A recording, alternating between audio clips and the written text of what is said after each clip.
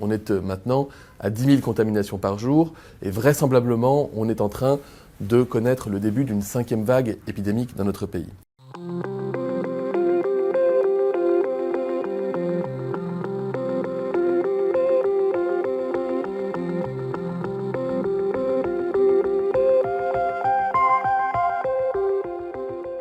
Grâce à la vaccination massive des Français, grâce au pass sanitaire, grâce au respect des gestes barrières, en France, nous avons réussi à retarder de plusieurs semaines le début de la vague automnale de Covid par rapport à la plupart de nos voisins. Quand on regarde en Allemagne, ils sont à 40 000 cas par jour, c'est le record de contamination depuis le début de la pandémie. Les Pays-Bas, la Belgique, l'Autriche sont obligés de prendre des mesures assez dures de gestion.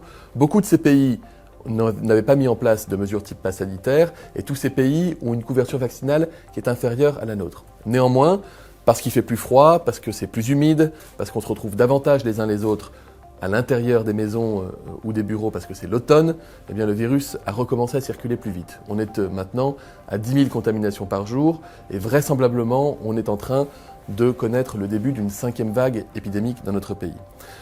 Ce que nous a montré la 4e vague cet été avec le même variant qui est très contagieux, le variant Delta, c'est que celles et ceux qui ne sont pas encore vaccinés eh bien, sont à risque de faire des formes graves et d'aller dans les hôpitaux et dans les réanimations. C'est pour ça qu'il faut absolument que les Français qui ne sont pas encore vaccinés fassent ce geste sanitaire et citoyen et prennent rendez-vous. Et puis, on sait aussi que les personnes qui sont plus fragiles de par leur âge ou par des maladies chroniques comme le diabète, l'insuffisance cardiaque, l'insuffisance respiratoire, etc., sont à risque d'avoir une immunité, une protection conférée par le vaccin plus fragile dans le temps. Et c'est pour ça qu'on les appelle à recevoir leur rappel de vaccination. Ça, c'est les mesures qui sont les plus sûres pour nous permettre de passer un hiver moins difficile. Néanmoins, on s'attend effectivement à une vague épidémique dans notre pays, à l'instar des autres pays européens, qui pourrait avoir des conséquences sanitaires. C'est pourquoi il faut continuer de respecter de la distanciation sociale quand on peut et respecter les gestes barrières.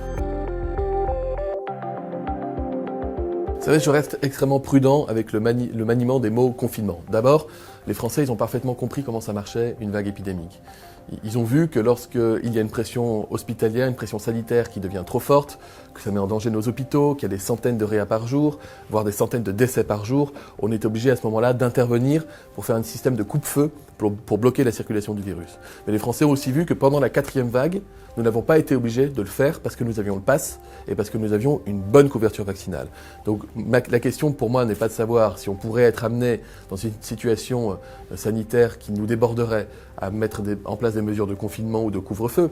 La question est de comment faire pour éviter que cette 5e vague soit trop forte. Et ça dépend de chacun d'entre nous, encore une fois, la vaccination, le respect des gestes barrières, de la distanciation.